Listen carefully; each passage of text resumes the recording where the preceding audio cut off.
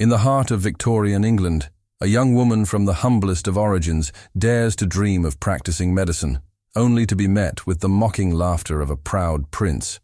But when a sudden and mysterious illness strikes him down, and every royal physician fails, it is her hard-won knowledge and relentless courage that stand between him and death.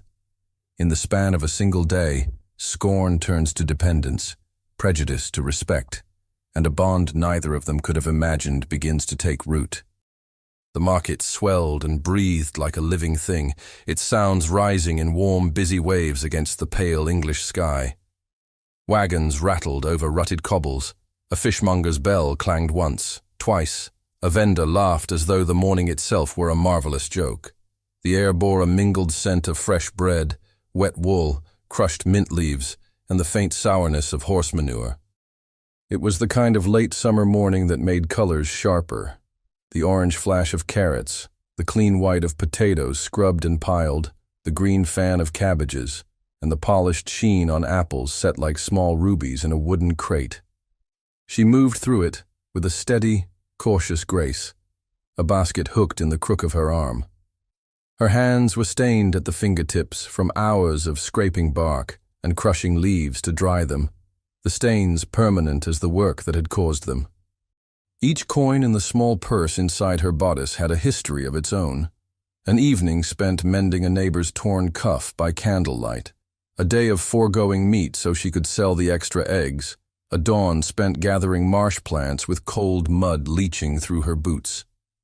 Weeks of small economies, none of them glamorous, all of them necessary, had led to this moment. At a corner table, beneath a faded awning patched with rough stitches, she found him. The merchant who sometimes had what no one else did. He had laid out his wares with a careful eye for display. Bundles of dried thyme bound with twine, small packets of crushed chalk, jars of oil tinged gold by herbs steeped within, and, wrapped in a square of pale cloth, tied tightly, a rare root she had been saving to buy. Not a miracle cure. No such thing existed. But useful, if prepared correctly, if administered with patience and observation. She had read what she could find, begged a look at borrowed pages, learned by watching and by doing because there was no other path for her.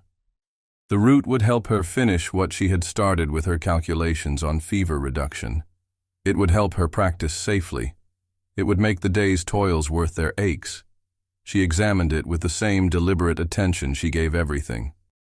The weight in her palm, the faint, earth-sweet scent, the fine texture in the places where it had been cut cleanly, these were the signs of quality she had learned.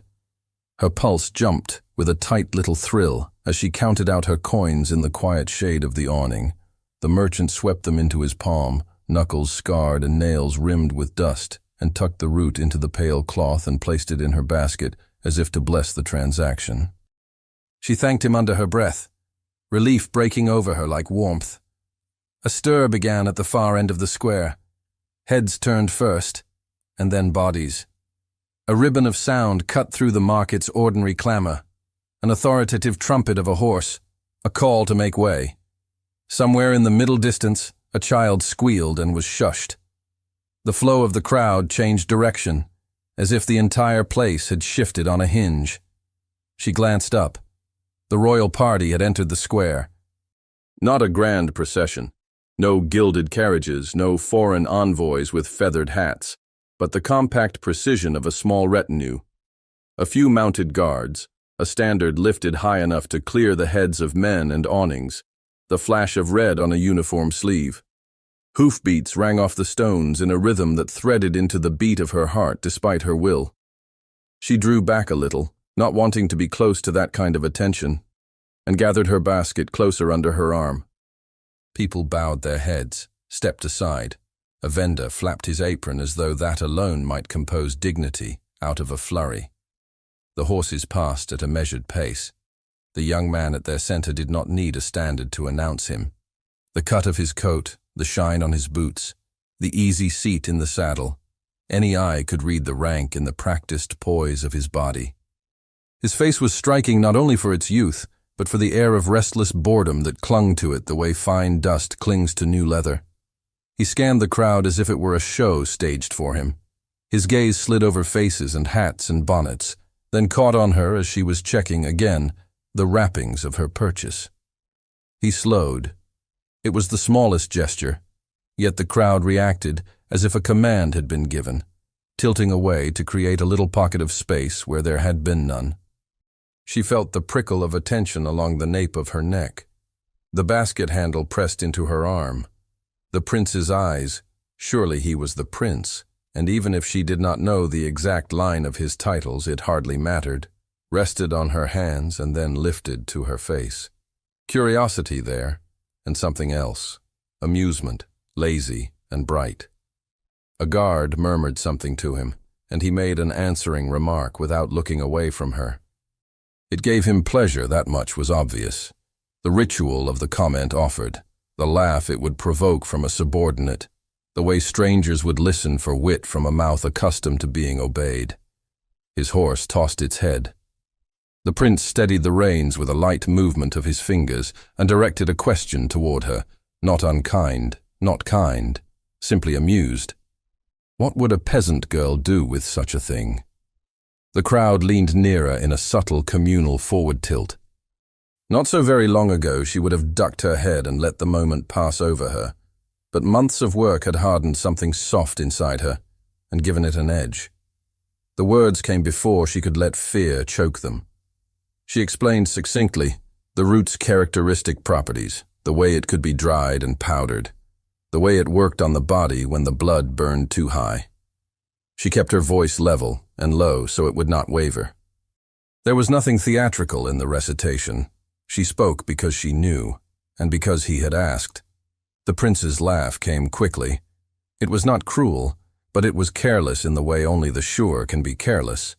It skimmed the surface of her composure like a thrown stone disturbing water. He said something about medicine and women, about station and ambition, about knowing one's place. The onlookers made a sound all together, a soft flurry of amusement and discomfort, and the space between her and the horse seemed to narrow to a bright pinpoint that pressed behind her eyes. Heat flashed in her cheeks. Her first impulse was to let the humiliation wash her clean of all desire. But her hands tightened on the basket until the handle bit her palm, and she felt something steadier than outrage take shape. She met his gaze. The moment stretched, taut. He had the look of someone who has tested a door for the simple joy of finding it locked, then lost interest and turned away. He breathed out, the corners of his mouth still lifted, and lifted his hand in a signal to move on. The retinue shifted around him like an obedient animal. Hooves clicked, leather creaked. The horse's snort carried warm and sweet on the scent of hay. He passed her, the guard's shoulders forming a moving wall. The standard swayed once and receded into the angled patchwork of color and light that made up the square. She held very still, feeling the crowd close in again, their attention taken by the spectacle of departure, their whispers already turning into new talk like beyond-remembered breezes. She let out a breath she hadn't realized she was holding. The market's ordinary music returned, yet something in her had altered. It made the familiar feel slightly out of tune. She told herself she would not repeat his words in her mind like a curse. She told herself she had nothing to prove to him or to any guard with polished buttons. Still, the marrow-deep want at the core of her, the want to know, to heal, to understand, rose like a tide. It had cost her too much to surrender it to a stranger's laughter. She steadied herself by cataloging sensory detail, the way she did when the larger emotions threatened to spill, the dampness of the cobbles beneath the thin soles of her shoes, the rush of geese being herded by a boy whose face was grubby but intent, the scratch of straw at the edge of a dray. A woman nearby haggled over an onion and then snorted in triumph. A dog wove through legs, nose at an invisible trail. The light had shifted toward late morning, warmer, more forgiving, and it brought a small forgiveness to her own cheeks as well. She tilted the basket in her arm to reassure herself with the sight of the cloth-wrapped root. It would fit perfectly with the notes she had written late last night, when the house was quiet and the fire was low enough that the room smelled of soot and sleep. She pictured the care with which she would slice and dry it, The storage jar, clean, dry, hidden on a high beam. She would measure, observe, adjust. The work itself would burn away the sting of what had just happened. Effort made humiliation irrelevant. That was the comfort she chose. Her fingers brushed the rim of the basket and met only the rough weave. She looked down, expecting the pale square of cloth tied with string to lie snug against a small paper packet of chalk. She saw the paper. She saw, tucked beside it, the stub of pencil wrapped in a scrap of waxed paper against damp. But there was no pale square. The empty, unmarked space where it should have been seemed to open like a trapdoor at her feet.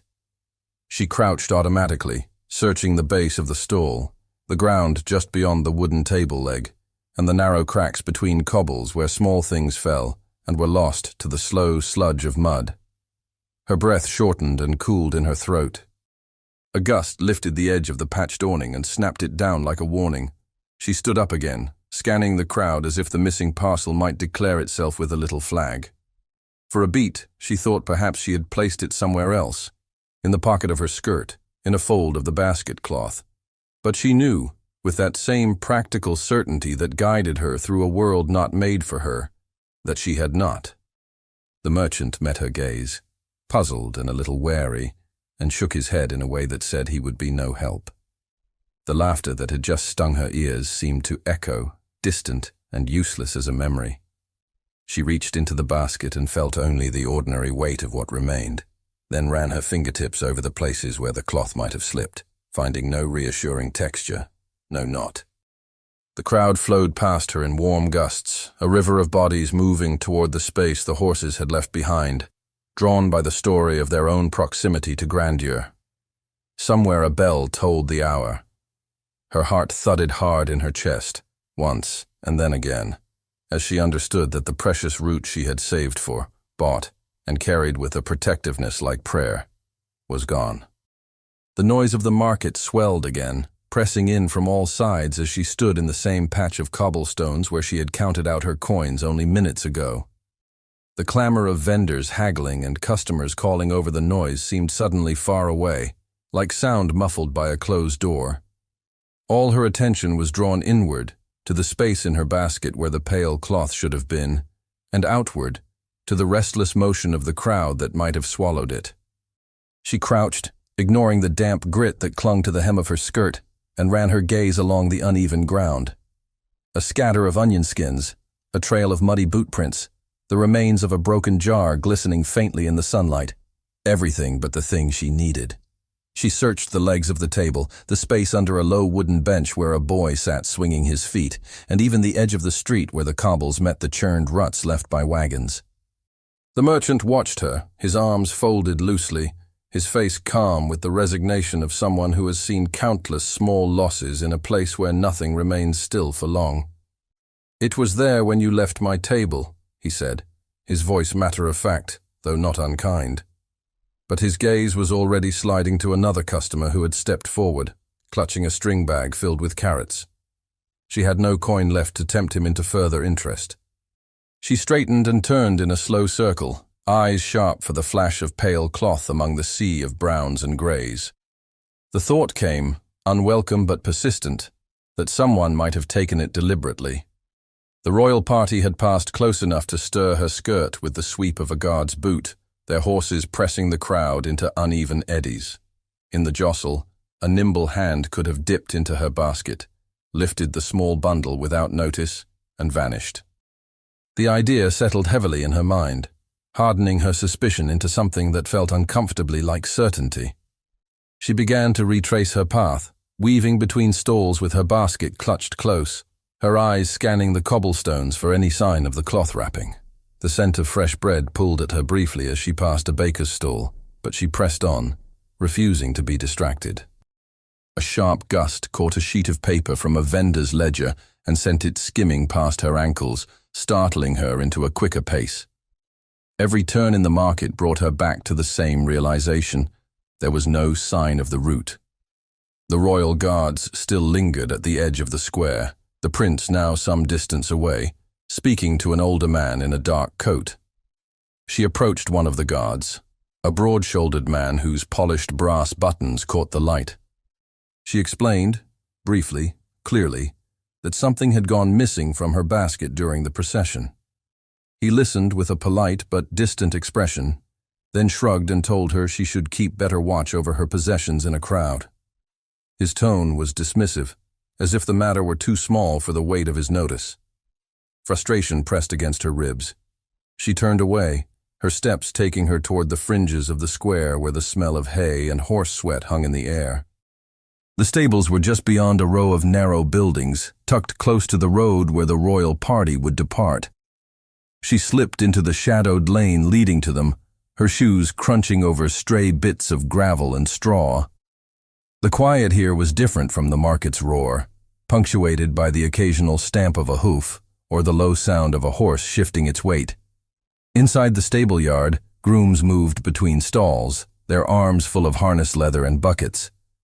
Horses stood tied in orderly rows, their coats sleek under the shifting patterns of light that fell through gaps in the roof.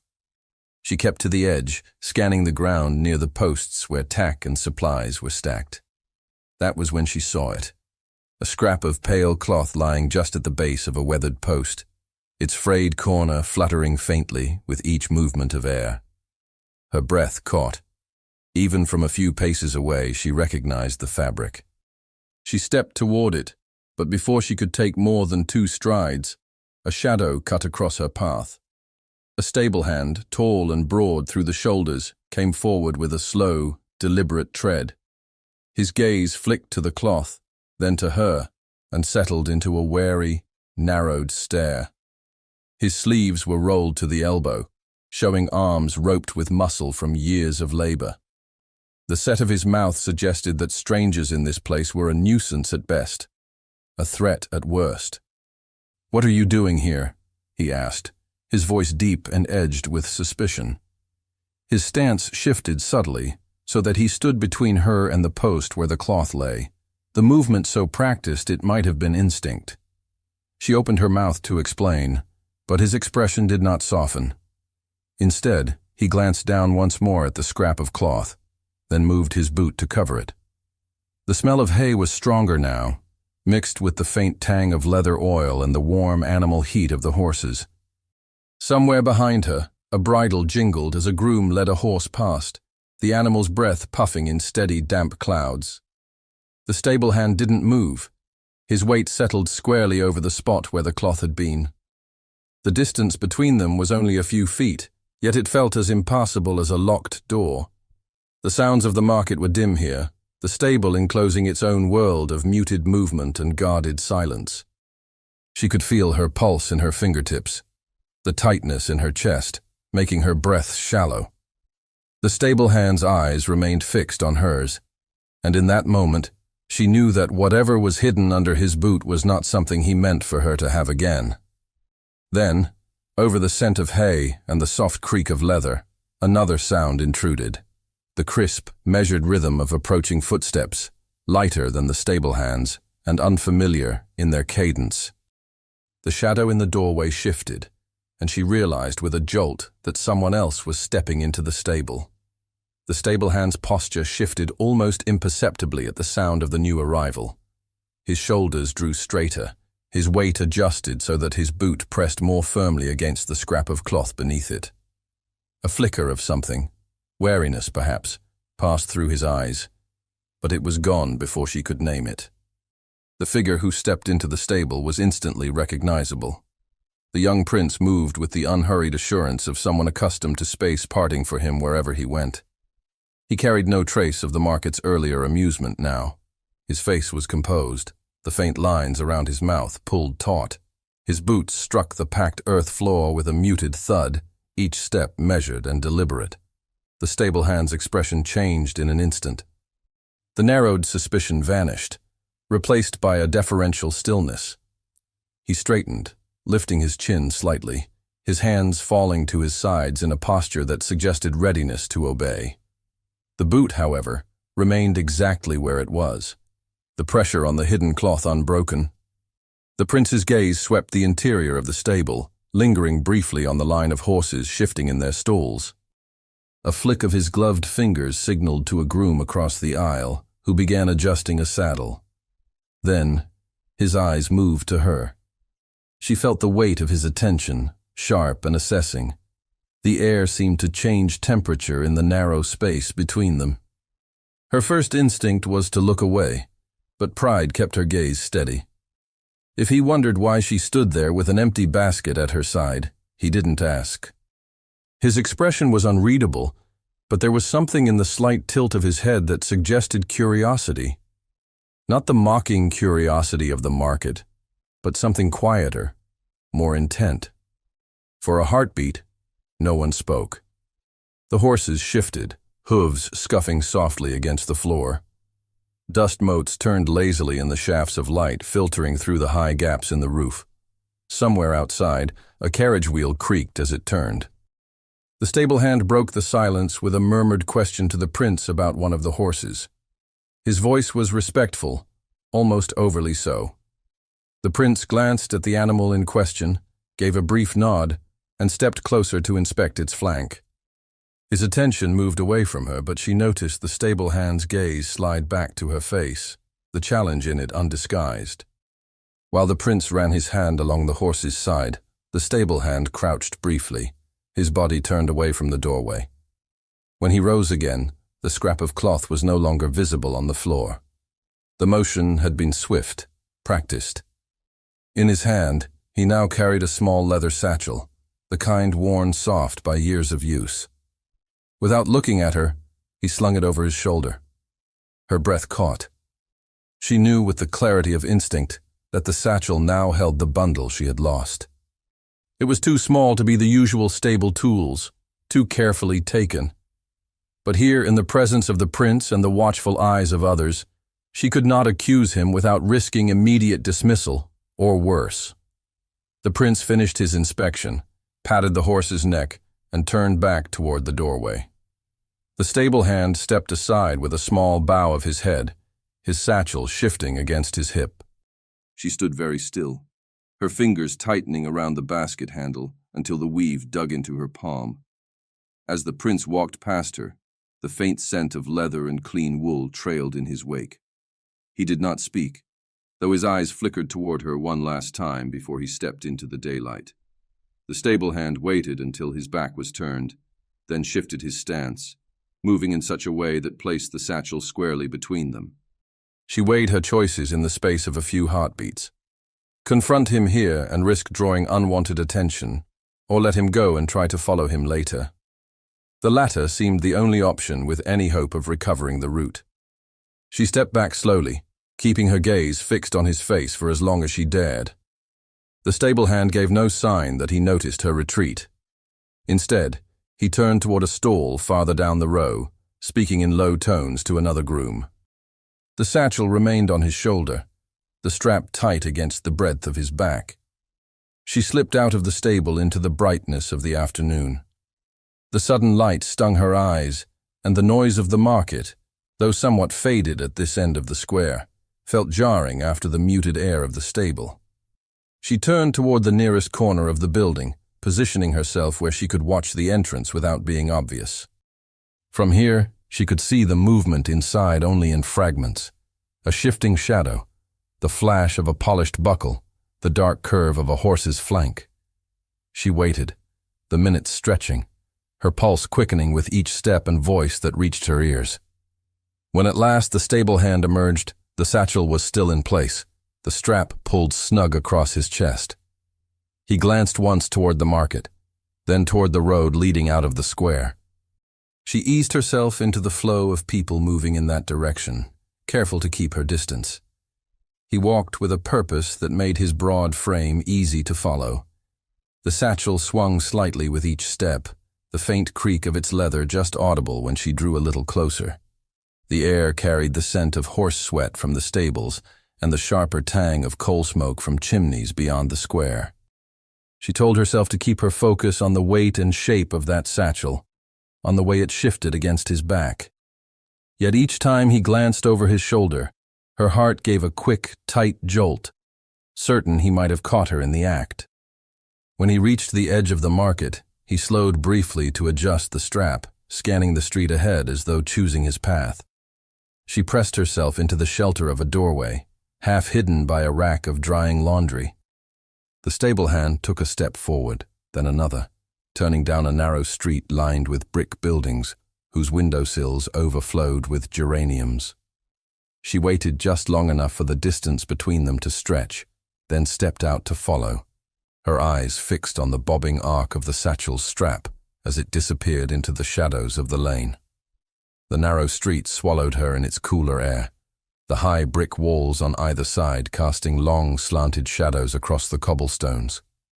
The stable hand's broad figure was easy to pick out ahead, though he moved with the slow confidence of someone who knew he wasn't being followed. His satchel swung with each step, the faint creak of leather barely reaching her ears when the wind paused. She kept to the edge of the lane, careful to match her pace to his while letting the gap between them widen just enough to avoid notice. The street curved gently, revealing rows of closely built houses with white-trimmed windowsills, heavy with red geraniums. Coal smoke drifted faintly in the air, mingling with the smell of damp brick and the yeast of bread cooling somewhere nearby. A cat dozed on a low stone wall, its tail twitching lazily at the sound of approaching footsteps. The stable hand's head turned once, a brief glance over his shoulder. She ducked her gaze toward the uneven cobblestones and slowed as though examining her footing.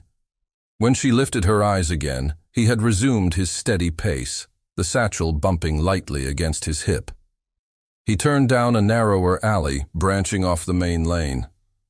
The space tightened, the walls now close enough that her shoulder nearly brushed the rough brick as she followed. Puddles from an earlier rain mirrored shards of the overcast sky, and the smell here was sharper, coal dust and something medicinal, metallic, lingering faintly on the air. The sound of his boots was louder in the confined space, a steady rhythm she matched step for step, pausing whenever he slowed. At the alley's end, the buildings opened slightly, revealing a side gate tucked behind a shuttered shop. The paint on the gate was weathered, its hinges dark with rust, but it stood solid and upright against the brick wall. The stable hand glanced around once, then reached into his coat and drew out a key. The gesture was quick, practiced, as if this was not the first time he had used it. The lock turned with a muffled click, and he slipped inside without hesitation. The gate closed behind him with a soft thud, shutting her out of view. She approached quietly, her shoes making little sound on the damp stones, and rested her palm lightly against the cool wood. The grain was rough beneath her fingers, the scent of the alley mingling now with a faint whiff of herbs that seemed to drift from the other side. Through the thin slats, muffled voices reached her, one low and hurried, the stable hand's, the other older, sharper, carrying an edge of impatience.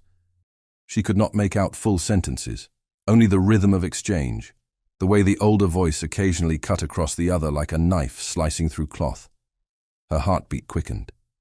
The voices moved deeper into the building, their sound slightly muted, then returned to the gate's side, sharper and more distinct. The older voice rose briefly, as if issuing a warning. The stable hand's tone dipped in response, his words quick and indistinct. The faint rattle of metal followed, perhaps coins, perhaps something else being shifted from hand to hand. She pressed her ear closer, straining to catch more. A sudden scrape of wood against wood came from within, followed by a soft metallic clink. The smell of herbs grew stronger. Dried leaves, bitter roots, underscored by a hint of something less familiar, faintly acrid. Her fingers curled against the wood as she leaned in, careful not to let the hinges creak. The conversation dipped, then swelled again. A pause, and then she heard footsteps, slow at first, then coming directly toward the gate. She stepped back into the narrowest strip of shadow against the wall, her pulse thudding against her ribs. The latch on the inside of the gate clicked. The wood began to swing inward, revealing the dim space beyond. A figure filled the opening, framed by the faint lamplight from within. And it was not the stable hand. The man who stepped into the doorway was older, his shoulders rounded but still solid beneath a dark coat that smelled faintly of camphor and smoke. The lamplight behind him traced the lines of a gaunt face and glinted off the narrow rims of spectacles perched low on his nose. His eyes swept the alley, sharp and searching, and paused when they found her standing in the shadow. For a moment, neither moved.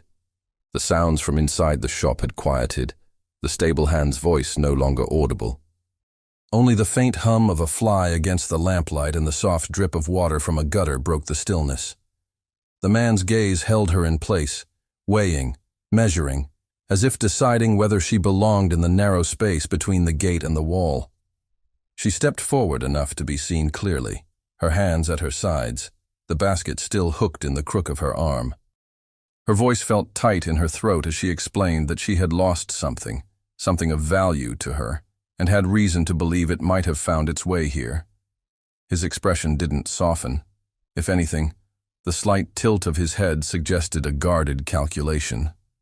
From deeper inside came the muted shuffle of boots on wooden planks, then the faint clink of glass against glass. The man shifted, his body still blocking the doorway, and glanced briefly over his shoulder before stepping aside. It was not an invitation, more an act of practical necessity to allow someone behind him to pass. The stable hand emerged from the dim interior, his satchel still slung over his shoulder, though it now sagged with less weight. His gaze flickered over her without surprise, but a faint tension pulled at his jaw. He moved toward the older man, said something too low for her to catch, and handed over a small parcel wrapped in paper. The older man accepted it with one hand, and with the other, reached for a small pouch that jingled softly. Her eyes followed the exchange, her mind marking every movement. The quickness of the trade, the way the stable hand's shoulders eased once the parcel was gone, the way the older man tucked the coin pouch into his coat as if sealing away the matter. The older man's voice, when it came, was sharper now, more insistent. The words carried the crispness of instruction or warning, though their meaning was lost under the low tone and the muffling effect of the alley. The stable hand gave a short nod, his gaze drifting toward the street as if eager to be gone. As they spoke, a faint sound reached her ears, a metallic scrape, like the lid of a tin being opened or a clasp undone. Her gaze darted toward the source, just in time to see a corner of cloth peeking from beneath the older man's arm as he adjusted the parcel. It was pale, frayed at the edge, and so familiar that her breath caught. The stable hand noticed her focus and shifted, his broad frame blocking her line of sight.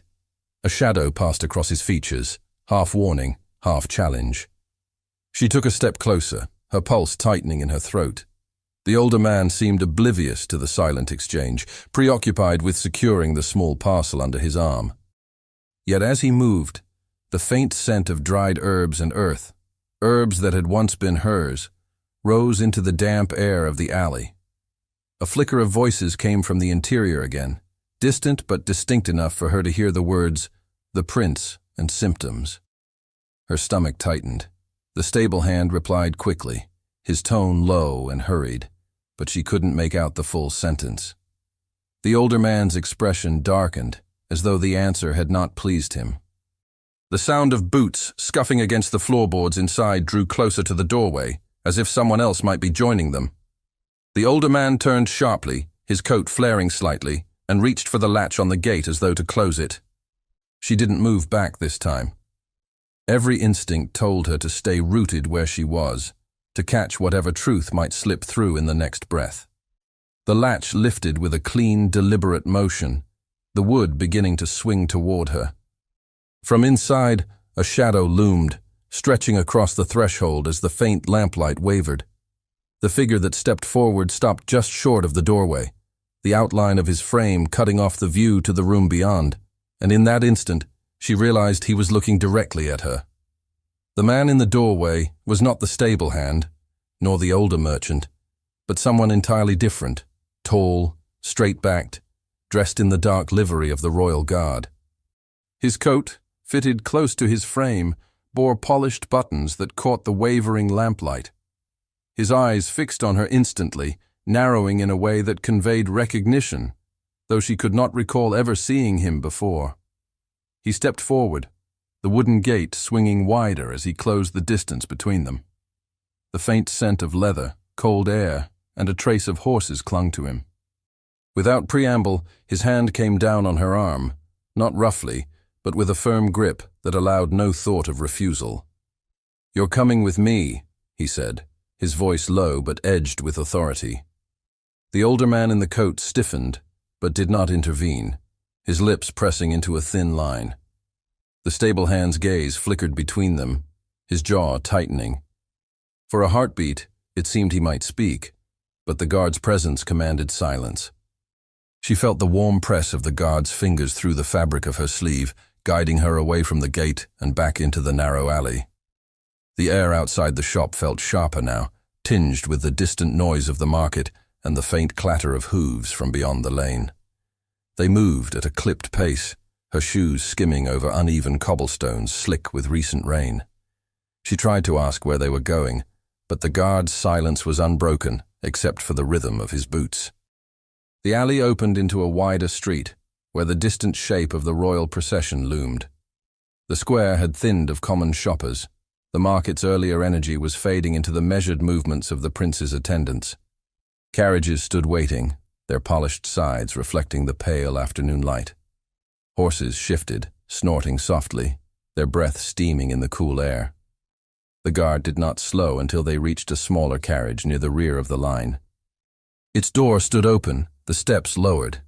He gestured her inside. She hesitated at the threshold, glancing toward the front of the procession where the prince sat astride a dark bay, his posture slightly slouched. His gloved hand adjusted the reins, but even from here she could see the stiffness in the movement. The guard's hand urged her forward. She climbed into the carriage, the smell of leather seats mingling with the faint scent of damp wood from the paneling. The door shut behind her, and the wheels jolted as the carriage began to roll. Through the small window, she caught fragments of the road, cobbles flashing beneath, the lower half of a groom leading a horse, a child standing on tiptoe to watch the procession pass. The ride was not long, but the steady motion and muffled clatter of hooves gave her time to notice things she might otherwise have missed. The way the prince's head dipped once, as though from fatigue, the subtle exchange between two riders at his side, the flicker of unease on the face of one attendant who glanced back toward her carriage. The streets changed gradually from the muddled closeness of the market quarter to wider, cleaner roads, bordered by high stone walls and gates wrought in iron. Trees lined the way, their branches bare against the pale sky. The smell of smoke from household chimneys lingered in the air, carried by a faint wind. The carriage turned sharply, passing through a gate flanked by guards in matching livery. The gravel under the wheels gave a muted crunch, the sound distinct from the clatter of city stones. Ahead, the roof lines of the royal estate emerged, steep gables, tall chimneys, windows catching what little light the day still held. When they stopped, the guard opened the door and offered a hand for her to step down. His grip was steady, his expression unreadable. Without a word, he guided her through a side entrance of the building, away from the main doors where liveried servants bustled to and fro. The corridors inside were hushed, the air warmer and scented faintly with beeswax and coal. Portraits lined the walls, their painted eyes following in solemn silence. Her footsteps, muffled by thick carpet runners, sounded almost too loud in the stillness. They ascended a short flight of stairs and turned down a narrower hallway, the muted clink of glass and murmur of voices drifting from somewhere ahead. The guard paused before a tall door, knocked once, and then pushed it open. The room beyond was brightened by the glow of a fire, though the scent in the air was sharper, herbal, and tinged with something metallic. A physician stood at the bedside, his posture attentive, his hand resting on the rim of a porcelain basin filled with water stained faintly green. The prince lay against crisp white linens, his face pale, his breathing shallow, but even. Her gaze darted to the basin again. The liquid's color and faint scent told her at once it was a poorly prepared infusion, too strong in some elements, too weak in others. It would do little more than sap his remaining strength. The physician murmured to an older man in formal dress, likely a courtier, whose eyes held the tight watchfulness of someone accustomed to managing delicate matters. When the courtier's gaze shifted to her, it was with an air of measuring her worth in an instant. For a moment, no one spoke to her. The sounds in the room were soft but distinct. The faint hiss of the fire, the whisper of fabric as the physician adjusted his sleeve, the shallow draw of the prince's breath. She stepped closer, almost without thinking, her eyes narrowing as she took in the slight swelling at his throat, the dull cast to his skin.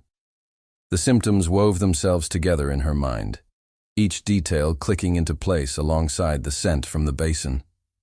The prince's eyes opened, unfocused at first, then fixing on her face with slow recognition. His lips parted. She leaned forward, expecting a question, but his voice came out in a low, ragged murmur, shaping a single word that made her breath catch. Poison. The word hung in the air between them, small yet heavy, as though it carried the weight of something that could not be recalled once spoken. His breath hitched after it, the effort drawing a faint crease between his brows. She remained bent toward him for a moment longer, searching his eyes for any sign that she had misheard. But the look in them was clear enough, faint but urgent, as though he had used the last of his strength to give shape to that single truth. Before she could speak, the physician returned to the bedside, his shadow falling over both of them.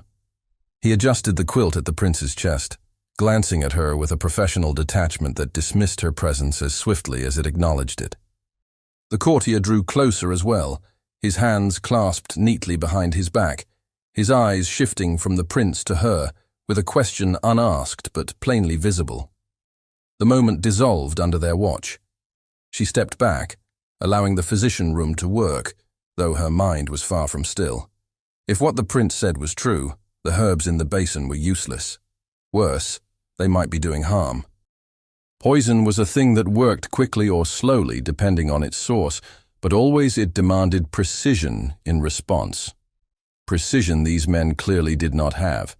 She could not intervene openly, not yet. The courtier's assessing gaze would turn sharp with suspicion at the smallest misstep. Instead, she held her silence, tucking the prince's words into her mind like a fragile, smoldering coal. She needed to find the source. Without that, she would be fumbling in the dark. The physician leaned to murmur something to the courtier. His tone was low, but she caught the edge of frustration in it, as if he had exhausted his options. The courtier's nod was slow and grave, his eyes drifting again toward the prince's face, as if willing him to rally without further interference. A guard stepped into the doorway, announcing that the kitchens had prepared the evening trays.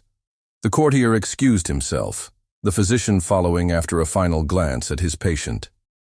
The guard remained in the hall, his stance casual but watchful, clearly intended to keep her from wandering freely. She moved to the far side of the room, her fingers tracing the smooth edge of a small table where an untouched goblet sat beside a plate, holding a slice of bread. The scent from the goblet was faint, sweet, and not unfamiliar. Wine, though diluted. It bore no hint of the acrid undertone she had smelled in the basin. Whatever had sickened him had not come from this. Her mind sifted through what she had seen, the symptoms, the infusion, the prince's whispered warning. If poison had entered his body, it had likely come with something he consumed regularly enough to pass unnoticed. That meant food, drink, or some medicinal additive. Something easily masked. Her gaze drifted to the doorway, where the guard's attention had wandered briefly toward the corridor. She stepped past him with quiet purpose, her pace unhurried so as not to draw comment. The corridor smelled faintly of smoke and roasted meat, the air warmer as she neared the kitchens. The clatter of pans and hum of voices reached her before she crossed the threshold. Inside, the staff moved quickly in a rhythm of practiced familiarity, chopping, stirring, passing platters from one station to another. A cook at the far table was slicing bread, his knife flashing in the lamplight. At a smaller side counter, a kitchen boy was ladling honey from a jar into a porcelain dish. It was the scent that stopped her. Sweet at first, then layered with a subtle bitterness that curled at the edges of her senses like smoke. She moved closer under the guise of observing the busy counter. The boy set the jar down, and she reached for it, lifting it toward her face. The sweetness was almost cloying, but beneath it was a note she recognized instantly from her own studies, a plant-derived toxin, rare but not impossible to come by, difficult to detect unless one knew precisely what to seek. She lowered the jar quickly as the boy turned toward her, his expression uncertain. He hesitated, then lifted the dish of honey and started toward a side passage that led away from the main kitchen. Her pulse quickened. Without drawing attention, she followed him into the dimmer corridor. The sound of footsteps ahead told her he was moving quickly. She turned a corner just in time to see him enter a small, shadowed room near the rear gate. The air here was cooler, the scents of the kitchen replaced by damp wood and the faint musk of stored grain. Through the half-open door, she caught sight of him handing the honey jar to the stable hand. The same satchel rested at the man's side, its flap open just enough to reveal a glimpse of cloth and paper. The stable hand accepted the jar with a nod, his hand closing firmly around it as though claiming a prize. She stepped forward, her breath sharp in her chest. The stable hand looked up, his eyes finding hers across the dim space, and his expression shifted into something between recognition and suspicion. The stable hand's gaze lingered on her with the wariness of a man who had been caught mid-act. His grip on the honey jar tightened until his knuckles whitened, the faint scrape of glass against his calloused palm audible in the stillness of the room. The kitchen boy shifted his weight from foot to foot, glancing between them as though sensing the air had turned dangerous. She stepped inside, the wooden floor cool beneath her thin soles, the scent of the honey's hidden bitterness curling faintly into the air between them. Her eyes moved from the jar to the stable hand's satchel, where the edge of a pale cloth peeked from beneath the flap before disappearing as he adjusted it with one quick motion. "What are you doing here?" His voice was low, almost a growl, his stance squaring as if to block her from advancing further. The boy moved toward the wall, clearly seeking escape, but the stable hand's arm shot out, halting him with a curt gesture. She kept her voice even, though her pulse thudded in her ears. "That honey is poisoned." His expression didn't shift, though the tightening of his jaw betrayed the blow of her words. "You don't know what you're talking about," he said, the dismissal forced, too sharp to be convincing. "I know the scent," she replied, each word deliberate, "and I know what it will do." The boy's eyes darted to the jar in the stable hand's grip, then to the doorway. He looked younger in this dim light, his uncertainty plain. The stable hand must have read it too, for his voice snapped in a harsher tone. "Go." The boy hesitated, then slipped past her, his steps quickening once he reached the corridor beyond. She heard the faint echo of his retreat down the passage, leaving the two of them alone. She took a step closer, the scent of the toxin more pronounced now that the space between them had closed. "If you've given this to the prince, there's no undoing it without the right remedy," she said. "And there are precious few who know how to prepare it." For the first time, a flicker of something crossed his face. Not guilt, but a shadow of doubt. His eyes searched hers, as if trying to gauge how much she truly knew. "I was paid to bring it," he said at last, the words clipped. "That's all." "By whom?" He looked away, the set of his shoulders hardening again. "It doesn't matter. It matters to him." Her voice softened, though her urgency sharpened. "And it matters to you, whether you see it now or not. Tell me who gave it to you." The pause that followed was long enough for her to hear the faint creak of the building settling around them. The stable hand shifted his weight, the jar still cradled in one hand. Finally he spoke, his tone low, almost reluctant. He named the older man she had seen in the alley, the same one who had taken her stolen root into his keeping. The pieces clicked together in her mind with sudden clarity. The parcel, the whispered talk of the prince, the bitterness in the honey. Her jaw tightened, but she kept her face composed. The sound of boots striking the corridor floor pulled both their gazes toward the door. A pair of guards appeared in the threshold, their eyes sweeping the room in a quick assessment before settling on the stable hand. "What's this?" one of them asked, his hand brushing the hilt of his sword as though the habit were second nature. The stable hand's mouth opened, but she spoke first, her words crisp and certain. "That jar may be the reason your prince lies in bed with poison in his body. Take it, carefully, and test it." The guards exchanged a glance, then one stepped forward, holding out a gloved hand. The stable hand hesitated only a breath before relinquishing the jar, his jaw set in a defiant line. The second guard took him by the arm, securing his other wrist with a leather strap.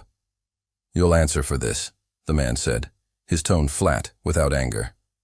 The stable hand didn't resist as they led him toward the hall, though his gaze met hers in passing, steady, unreadable, with the faintest trace of something that might have been warning or resignation. She remained in the small room, her attention fixed on the jar now in the guard's possession. It was gone from her hands, but its danger still lingered in the air, as real as the smell of the toxin itself. One guard paused at the doorway, looking back at her. "You said there's a remedy," he said. She nodded. "I can make it." The guard gave a brief nod before disappearing into the corridor, the sound of their steps fading until the room was left in silence. Her mind moved quickly, calculating what she would need, how much time might be left, whether the prince's body could withstand the delay. The stolen root, if it was still intact, would be enough to prepare the antidote. But that meant retrieving it before the illness advanced, beyond the reach of any cure. She turned toward the corridor, her steps quick and sure. The hall seemed narrower now, the air heavier, as though the building itself understood the urgency pressing against her ribs. She reached the main staircase and began to climb, the faint murmur of voices growing louder above. When she reached the landing, the court physician was there, speaking with a footman who held a folded cloth in his hands. The physician's eyes met hers briefly, an unreadable flicker passing through them before he turned back to his conversation. She slipped past, heading toward the prince's chamber. The guards at his door didn't stop her. Perhaps the order had already been given. Inside, the fire still burned low, and the prince lay much as she had left him.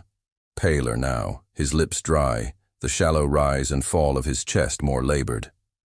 The courtier stood at the foot of the bed, his gaze fixed on the prince's face.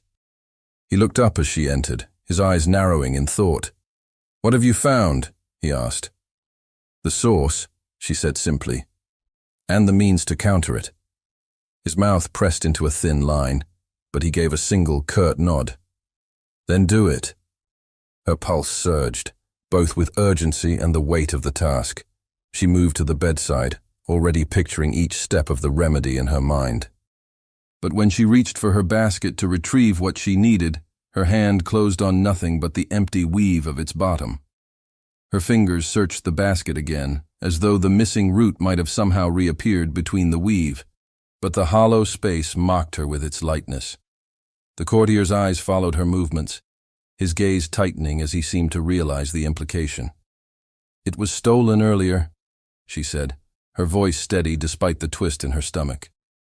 "But I know where it is, and I can recover enough to make the antidote." The courtier gave no visible sign of approval, only a single measured glance toward the door, as if granting her passage without speaking the words. She didn't wait for more. Turning, she strode from the chamber, the guard stepping aside. The corridors blurred into a rush of stone and shadow, her mind fixed on the one place the root might still be, in the hands of those who had taken it from her. The stable hand was in custody, but the older man from the alley, he was still unaccounted for. She remembered the set of his shoulders, the cloth parcel tucked under his arm, the faint herbal scent that had clung to him. When she reached the lower level, the air shifted to a cooler draft, scented faintly of rain from the open courtyard beyond. Two guards stood near a side door, speaking in low tones. She asked for the stable hand, and one of them gestured toward a small stone chamber nearby. Inside, the man sat on a wooden bench, his wrists no longer bound, but resting heavily on his knees. His head lifted at her approach, and for a moment his eyes sharpened with recognition, then dulled into something like resignation. "You said you were paid to bring the honey," she began. "The man who paid you still has something of mine, something that will save the prince's life. Where is he?" The stable hand's gaze dropped to the floor, his jaw tightening. Silence stretched between them, filled only by the faint drip of water from somewhere in the stonework. "You've seen what this poison does," she pressed. "If you won't help me, it will be his death. Do you want that on you?" His shoulders shifted, the movement small but telling. He drew a slow breath, then muttered the name of the apothecary she already knew, confirming the suspicion that had been growing since the market. The man kept a small shop at the edge of town, and according to the stable hand, he did not work alone. She left without another word, the stable hand's information etched sharply in her thoughts. The courtier was waiting in the corridor, his arms crossed, his expression carved from stone. She relayed what she had learned, and for the first time, something flickered in his eyes, an acknowledgement of the truth she had carried all along. Within minutes, 2 guards were dispatched toward the town. She stayed behind, knowing her part was not in the capture, but in preparing the antidote as soon as the root was recovered. Every heartbeat the prince spent under the toxin's influence was another thread fraying in the fabric of his life. She returned to the chamber, the scent of herbs and smoke heavier now in the warm air. The physician stood at the bedside, speaking in low tones to the prince, whose eyelids fluttered with exhaustion. The courtier entered behind her, giving the physician a brief nod that carried a silent order to step aside. When the physician moved away, she took his place. The prince's gaze found her through half-closed lids, his breathing shallow, but steady enough to answer her unspoken question. He was still holding on. "You'll have what you need," the courtier said quietly at her shoulder. "Be ready." She inclined her head, her eyes never leaving the prince's face. The minutes that followed stretched long, each marked by the muted crackle of the fire and the faint ticking of a clock somewhere in the room. At last, the sound of boots on the corridor floor broke the stillness. The door opened to admit the guards, one of them holding a parcel wrapped in familiar pale cloth. She reached for it before the words of confirmation had even left his mouth. The knot in the string came loose beneath her fingers, revealing the root within, still intact. Relief flared through her, tempered by the knowledge that the hardest part was still to come. She moved to the table, setting out what she needed with quick, efficient motions. A kettle of water was placed within reach. The knife in her hand flashed once in the firelight as she cut the root into precise slices. The scent rose immediately, earthy and sharp, promising the possibility of life where moments before there had been only decline. The courtier watched in silence, the weight of his attention a constant presence at her back. The physician, though standing apart, leaned subtly forward as if unable to help himself. Every movement she made was deliberate, the measuring, the timing, the slow stir of the infusion as it deepened in color. When it was ready, she poured the liquid into a small cup, its surface steaming faintly. She carried it to the bedside, her steps measured, her focus fixed on the man who had once mocked her in the marketplace and now lay at the fragile edge of breath. She supported his head just enough to bring the cup to his lips. The first swallow was slow, almost reluctant, but he took it. Another followed, and another, until the cup was empty. She set it aside, her hand remaining lightly at his shoulder as she watched for the smallest change in his breathing. The courtier exhaled quietly behind her, as though realizing only now that he had been holding his breath. The physician returned to the bedside, checking the prince's pulse with a careful hand. No one spoke for a long moment. Then, almost imperceptibly, a hint of color touched the prince's cheeks, faint but present. The courtier's gaze met hers, and in that glance was the acknowledgement of a barrier crossed. Outside, the wind rose, rattling faintly against the window panes. The fire popped in the grate. Somewhere deep within the silence, the prince drew a steadier breath. The minutes after the antidote felt suspended, as though the room itself was holding its breath alongside them. She kept her gaze on the prince's face, watching for each faint shift, the slow deepening of his breaths, the faint warmth beginning to creep back into his skin. The physician remained at his side, fingertips pressed lightly against his wrist, counting the beats with quiet concentration. The courtier stood a little apart, one hand resting on the back of a chair, his eyes moving between her and the prince. His posture was rigid, but there was no mistaking the subtle easing in his features. The tension in the room had not disappeared, but it had softened at the edges. She sat back slightly, though her attention never wavered. The steam from the empty cup still curled in the cool air, carrying the root's earthy scent. The smell clung faintly to her hands, a reminder of how close this had come to ending differently. Outside, the wind had shifted, carrying the distant sound of voices from the courtyard, guards exchanging brief words, the muted clink of harness buckles. The fire's glow deepened against the lengthening shadows, casting a warm light over the bed.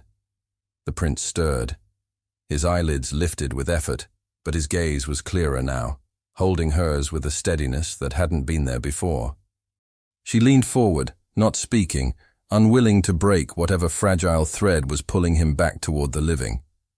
He swallowed once, as if testing the ease of it, and the corners of his mouth moved, not into a smile, but into something close to recognition. His voice, when it came, was low but free of the ragged edge it had carried earlier. "You stayed." She nodded once. "I had to." His eyes held hers for a moment longer, and then his gaze shifted toward the courtier, who inclined his head slightly, as though answering an unspoken question. The physician murmured something about continued rest, but the words hardly seemed to touch him. His attention returned to her, lingering there in a way that was neither command nor dismissal. She could feel the courtier's gaze still on them, a silent witness to the change that had taken root in the space between their first meeting and this moment. The prince seemed to sense it too. Whatever pride or reserve had once drawn a line between them now felt altered, thinned by the weight of what they had endured in these past hours.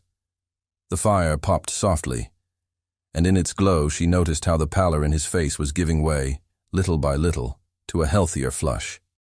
The physician replaced the quilt around his shoulders, his movements more assured now that the danger had begun to recede. The courtier stepped closer, speaking to her in a quieter tone. "You have done more than any of us could have asked." Her answer was simple. "I did what was needed." The prince's lips curved faintly, enough to catch the firelight and reflect it back in a small gleam. It was not mockery, not the careless amusement of the marketplace, but something warmer, acknowledgement, perhaps even gratitude. She remained by the bed until his breathing settled into an easier rhythm. Only then did she allow herself to relax, the strain in her shoulders loosening. The warmth from the fire seeped into her, chasing away the chill that had clung to her since morning.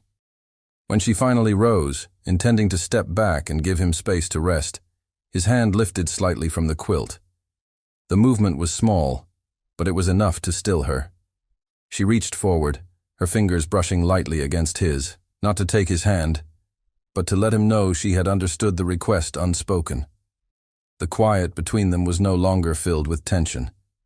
It carried instead the slow, steady beat of something new, an understanding forged in necessity, but holding the shape of something more enduring. The courtier, perhaps sensing it, withdrew toward the far side of the room. The physician busied himself at the table, rinsing the cup and setting it aside. The wind outside had eased, leaving only the low hum of the fire and the occasional rustle of the prince shifting beneath the quilt. She remained where she was for a while longer, her fingers resting lightly at the edge of the coverlet. His eyes, though growing heavy with the pull of sleep, stayed on her until they finally closed. The room was still. She allowed herself one long breath, deep enough to feel it steady her from the inside out. The danger had passed. The remedy had worked. But as she watched the faint rise and fall of his chest, she knew that the bond formed here, born from scorn, tested by suspicion, and sealed in survival, was something neither of them would be able to ignore. Thank you so much for listening to this story all the way to the end. We hope it moved you as much as it moved us while telling it. We'd love to hear your thoughts. Leave us a comment telling us where you're listening from and what you liked the most. Rate this story from 0 to 10. What score would you give it? If you enjoyed this story, don't forget to subscribe to the channel and leave a like as a show of support. That really motivates us to keep creating and sharing more stories full of emotion and life lessons. And before we go, We want to remind you that an exciting and heartwarming story recommendation will appear on the final screen. If you'd like to enjoy it, just click on the video. Thank you once again for being here, and we'll see you in the next story.